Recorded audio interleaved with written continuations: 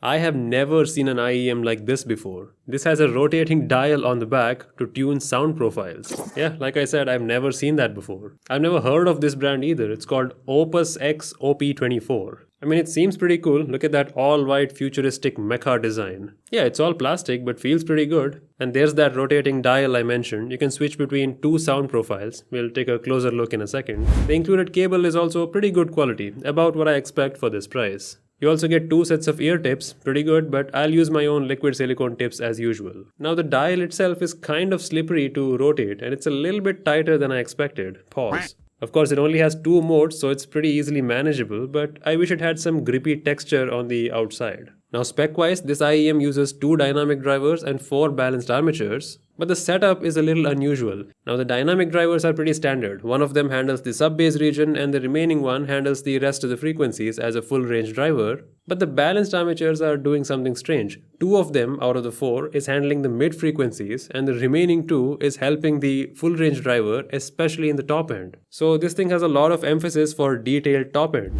This configuration allows it to go from 10 Hz to 40 kHz, which is a pretty wide soundstage. I have seen this type of a driver setup before, but not in this budget, so that's why I thought it was kind of unique, at least for me.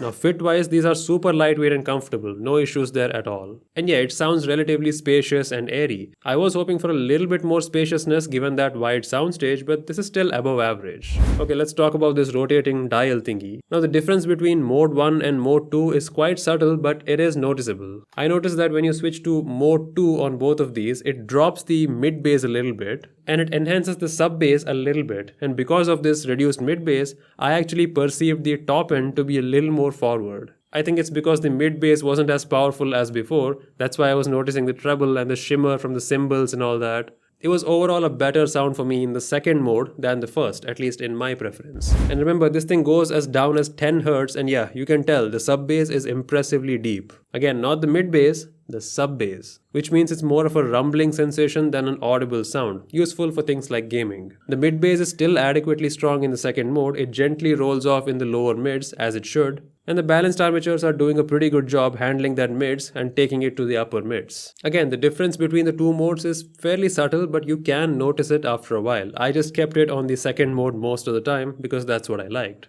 Of course, we have seen many IEMs with like tuning switches and options before, but I think there the saturation and energy was so high that we couldn't really tell that much of a difference. I think the combination of a wider soundstage with lesser energy overall made the difference more noticeable in this case. I think this Ooopus OP24 is a good example of well-represented sound profiles. They had plenty of energy for my taste, but if you are an absolute treble head or a bass head, these are not for you. These are great for almost all kinds of music listening and gaming, as I mentioned, but again, these are not going to satisfy those who really want that V-shaped energy. You're better off sticking for the KZ Caster and the Vader Pro for that. I think they are also more affordable than this one in comparison. But needless to say, I am totally happy with this Ooopus OP24. Weird naming aside, these are pretty cool. They sound good and look pretty interesting as an added bonus. I'll leave a link in the description to these. I don't think you'll find many IEMs like this one. And if you want to buy from me directly, you know what to do, just email me.